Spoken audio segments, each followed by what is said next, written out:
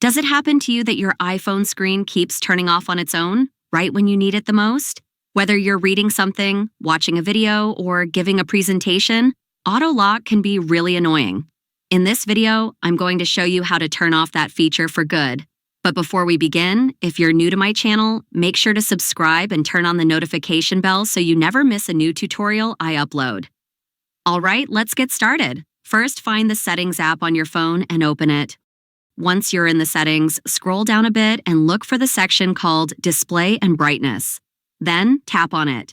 Inside the Display and Brightness section, you'll see a bunch of different options. Scroll down a bit more and find the option called Auto Lock.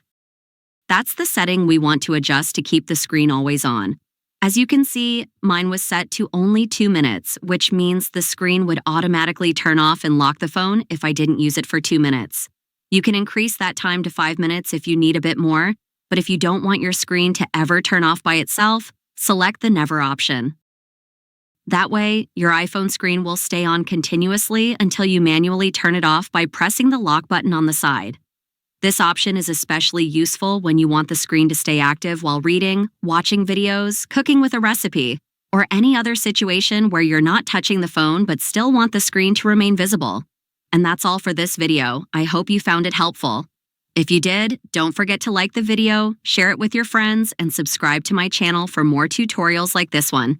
Thank you so much for watching, and I'll see you very soon in my next video.